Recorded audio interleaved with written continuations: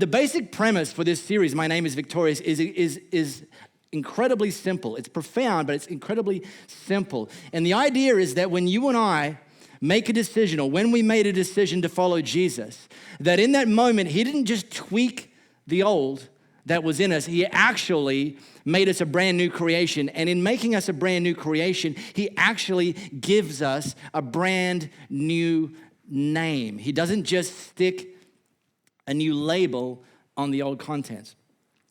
This week I was watching the show Porn Stars. Now,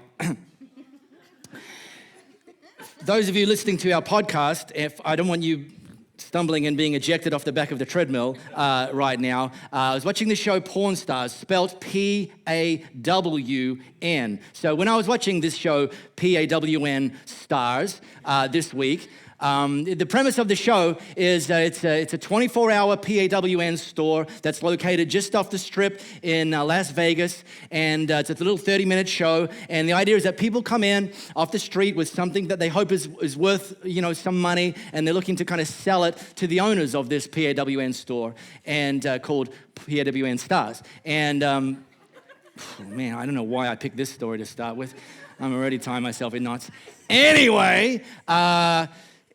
So this week, this guy comes in and he brings in a 1921 bottle of Dom Perignon champagne. Now, those of you who understand champagne history would know that Dom Perignon is named after a French Catholic monk named Dom Perignon. And in 1921, it was when he made his first vintage of champagne. It was released in 1938 to the public, and there was only a limited number of bottles available. And so a guy rolls in to the PAWN store with a first edition 1921 Dom Perignon bottle of champagne. The label itself was actually in pretty good condition. It was definitely authentic, and he's hoping that the PAWN store is going to give him some money, and he's going to be able to go and probably blow it on the strip playing slot machine. But what was interesting, when I'm watching this, going, man, surely this is worth a lot of money. It's 1921. It's one of the very first ever bottles of Dom Perignon champagne. And when the owners of the store aren't sure, the authenticity or the value of something, it's not in their kind of general wheelhouse, they'll bring in an expert. It's all pretty staged, I know that. And so they bring in an expert on champagne, and he comes in and he says, yeah, it's definitely authentic. It's definitely a 1921 bottle of Dom Perignon. The label's not bad. But then he lifts it up and he starts to kind of look through a bit of a translucent light to inspect the contents. And he says, look, this is partly evaporated because over time corks shrink and liquid evaporates out the side. It's full of sediment, and it probably tastes like some of the worst vinegar you're ever going to taste in your life. And it was on that basis alone that the owners of the PAWN store decided not to purchase this particular bottle of Dom Perignon. And the reason I share that is because in that particular story and in that particular instance, it wasn't merely the label on its own that was required for that to be valuable.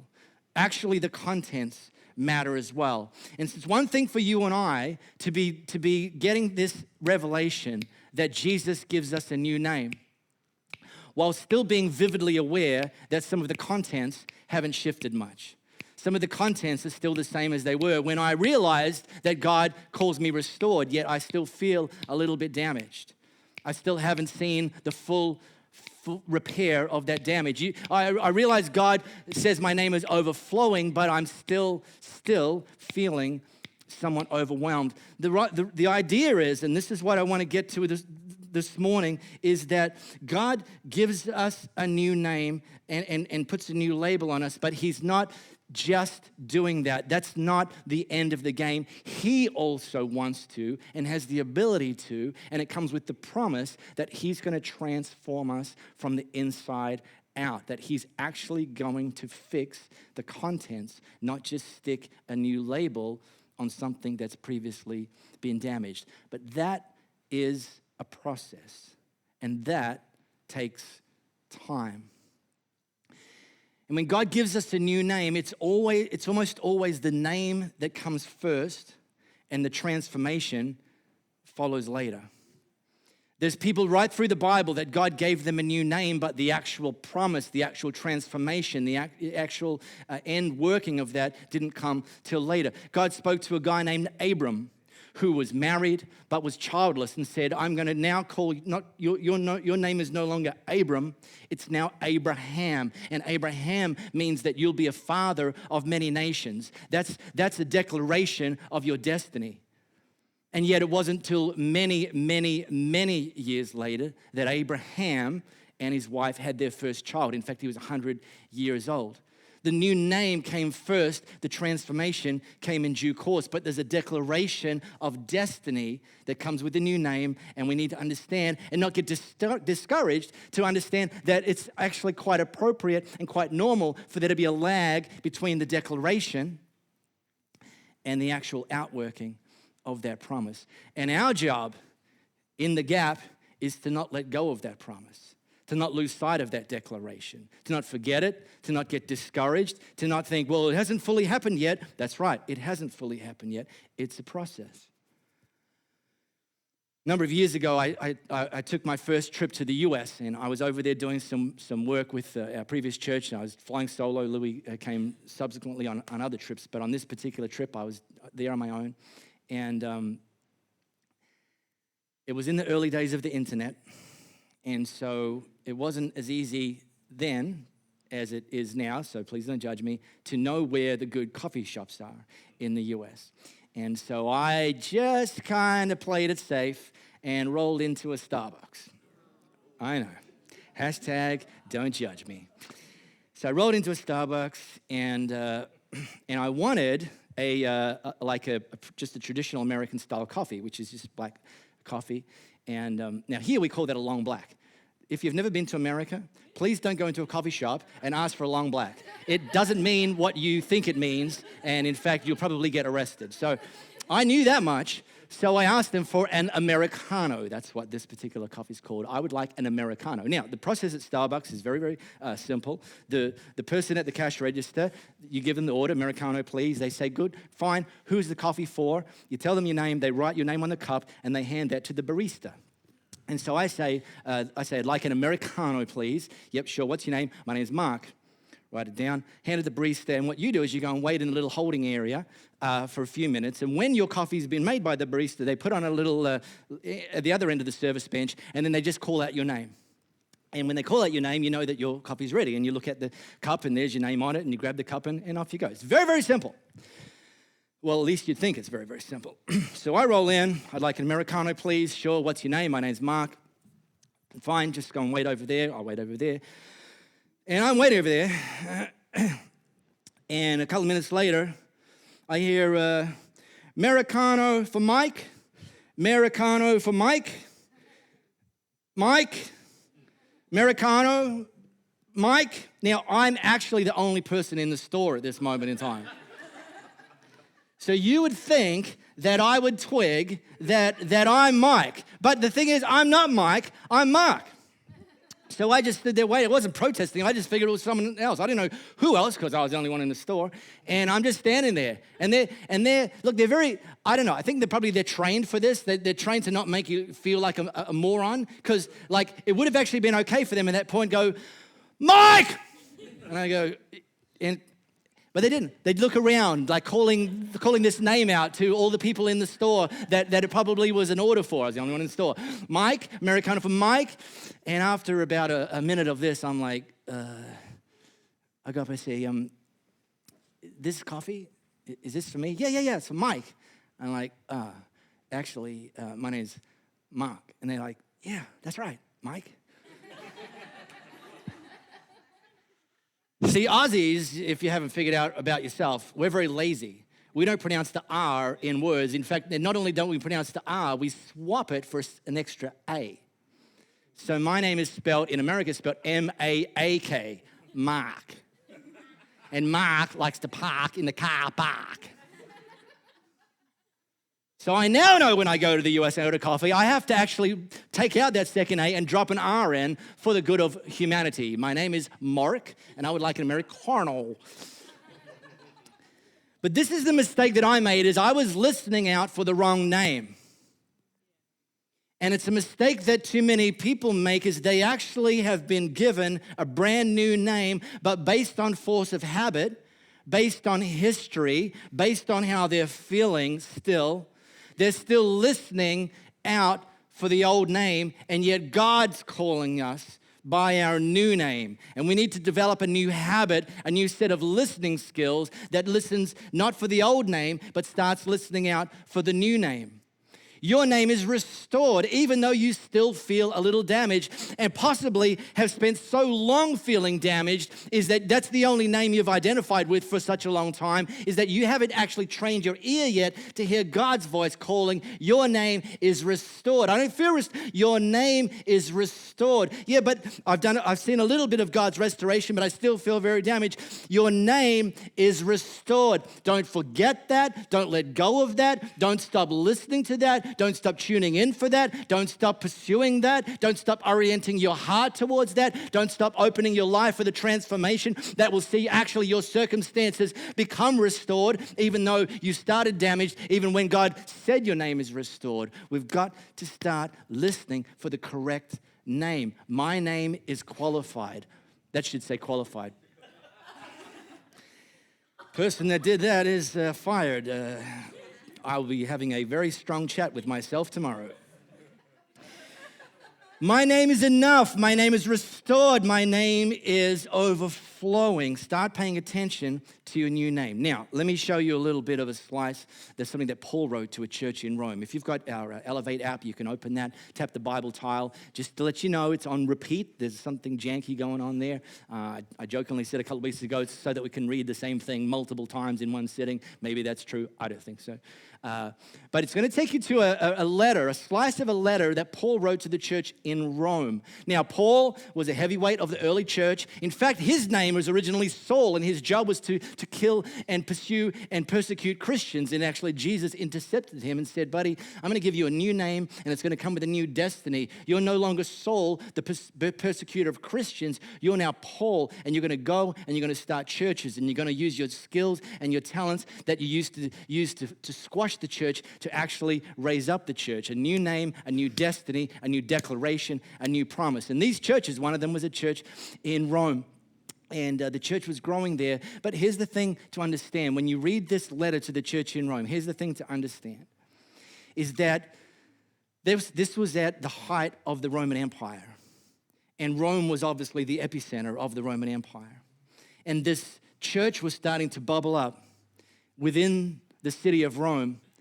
And it wasn't looked on favorably by the authorities there. In fact, if you were a Jesus follower in this particular time in history, you were considered an enemy of the state. You weren't just someone who had some marginal beliefs that most of the rest of the Roman world didn't actually at that time believe in. No, you were actually seen as a threat to the Roman Empire, a threat to the governance, a threat to the regime. You were an enemy of the state. And so Paul's writing to this church that's starting to grow in the context of them actually being persecuted for what they believed.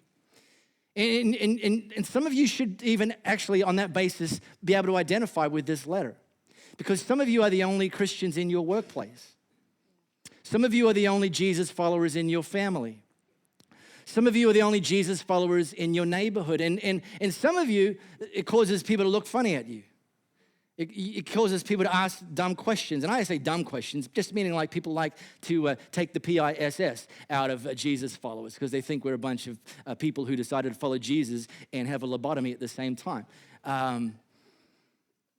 So you'll identify with this. And some of you, and I know this because you've shared this with me, some of you actually experience hostility from some of your colleagues and neighbors and family members because of what you believe. So this church in Rome is not that different from some of our own experiences as far as what it means to be an enemy of the state or to be persecuted or to be something of a person swimming upstream when the rest of society is expecting us to swim downstream. And so this is who Paul's writing to, and this is the context of this letter. I'd encourage you to read it from start to finish, but let me just drop us in at Romans chapter 8 and verse 31. Paul writes, so what do you think? Remember, this is the church. These are a group of people who are being persecuted for what they believe. So what do you think? With God on our side like this, how can we lose? If God didn't hesitate to put everything on the line for us, embracing our condition and exposing himself to the worst by sending his own son, is there anything else he wouldn't gladly and freely do for us? And who would dare tangle with God by messing with one of God's chosen? Again, remember the context. These people are being tangled with every day. But Paul's speaking to a new reality. Paul's speaking to a different reality. Paul's not speaking to their circumstances. Paul's speaking to their destiny. He's speaking to their future. He's speaking to about what God's promised for them. Who would dare even point a finger? The one who died for us, who was raised to life for us, in the presence of God at this very moment, while you're being persecuted, while you're feeling like you're the minority, while you're living as an enemy of the state, is in the presence of God at this very moment, sticking up for us. My name is victorious, not because of anything I've done. Your name is victorious, not because of anything you've done. Your name is victorious because of what Jesus has done. He's actually gone ahead and won the victory for us. Having said that, our responsibility is to take a hold of that victory, to actually claim that victory. And that sounds a little bit, woo, woo, what does that mean? Like, to claim this, what does that mean? Well, chances are you do it every week already, and you don't even realize it. You're at the photocopier Monday morning, and your colleague rolls in and goes, so how'd your footy team do on the weekend? And you say, we won. Now, at that moment, they should look at you and say, really? Did you play? And you go, no, went to the game though. Yeah, really.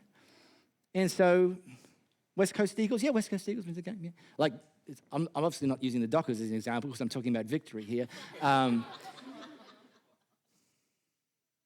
I know, I have issues. I'm a disillusioned former Dockers supporter. I'm in therapy. And,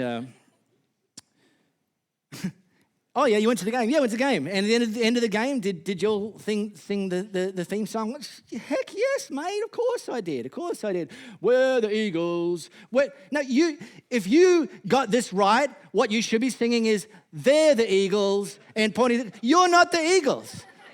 There's 21 Eagles, and you ain't one of them. No matter how big your flippin' blue and yellow scarf is, you weren't on that field. You had nothing to do with that victory. But you say to your colleague, we won, and you sing the song, we're the Eagles, because you're claiming that victory for yourself. You identify with the West Coast Eagles, so you claiming that victory. We identify with Jesus. We had nothing to do with him winning the victory on the cross. Nothing. In fact, we had everything to do with why he wouldn't and shouldn't and had to. But when we same goes, in a couple of weeks' time, you hear it here first, folks, in a couple of weeks' time, when the Socceroos win the World Cup, you and I, we are going to be 3 a.m. That better be optimistic laughter, not scoffing, cynical, mocking laughter. Even you, Johnny, yeah, even you, you're smiling. I can see your teeth. You can't hide from me, all right? Here's the thing. In a couple of weeks' time, when the Socceroos win the World Cup, you and I, 3 a.m., are going to be dancing down Murray Street Mall saying, we won the World Cup. No, they won the World Cup, but we're taking a hold of that victory because we identify as Aussies with the Socceroos. Do you get it? Yeah. Nothing to do with the win, but we can claim the victory for ourselves. And so Paul says, yeah, there's circumstances that are going to come your way that are going to make you feel defeated. And it's possible some of you have actually felt defeated for so long, you've actually lost the taste of victory. You haven't actually tasted it for so long. You wonder if it's even in your future. I'm telling you, it is in your future. It is in your future. It's been promised. Your name is victorious. And Paul asks 3 questions. And actually, he wants them to be questions that we ask when we're facing circumstances that make us feel anything but victorious. Because they're rhetorical questions. They're questions that come with an answer preloaded before they're even asked. Paul asked the question and wants us to ask the question, how can I lose? Answer, I can't. He wants us to ask the question, is there anything else Jesus wouldn't gladly or freely do for me? The answer is no, there's nothing else. He would do it all over again. He wants us to ask, who would dare tangle with God by messing with one of God's chosen? Who would dare to even point a finger? This one I got a little tangled up in because these people were experiencing others tangling with them. We're experiencing everyone in their society, apart from this band of believers, pointing the finger at them. So Paul writes this thing that doesn't make any sense, but again, here's the thing. Paul's looking at their circumstances and their life from an eternal perspective, not from a circumstantial perspective. And in that particular setting, it's actually the people pointing the finger that are the idiots. Because if you've already won the victory, someone else can point the finger and say, loser, loser, loser. And you're like, mate, you have a clue what you're talking about. If anyone's a loser in this, don't call people a loser. Let me get our music team and friends rolling out. Paul then continues on and writes this. Let me read that for you and try to distract your attention with me and instead of the 30 people that are going to be coming to stage. That just so you know, that wasn't me. Johnny, can you float to the next slide, please? Do you think anyone is going to be able to drive a wedge between us and Jesus' love for us? Again, it's a rhetorical question. There is no way, not trouble. By the way, this is all stuff that you may think that it could drive a wedge between you and Jesus. This is maybe things that you've experienced. This may be circumstances that you may be even going through right now. Here's Paul's list.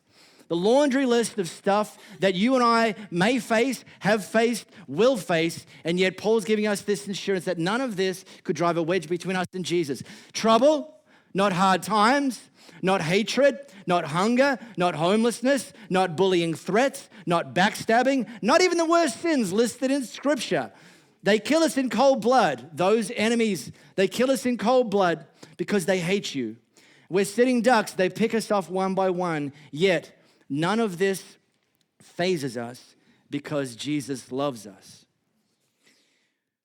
Paul encourages us to helicopter up from our muddy, grimy, sticky, seemingly helpless circumstances and take the long view, take the eternal view that even in the worst, even in troubles, even in hard times, even when there's persecution, that we've already got the greatest prize that you could ever have. And in any moment, any circumstance, nothing compares to the prize of us being able to live in relationship with Jesus. And it's because of that our name is victorious. And I cannot encourage us strongly enough, and that includes you all, to live not for victory, but live from victory. The stuff that Jesus calls us to fight for is worth fighting for. Your kids are worth fighting for.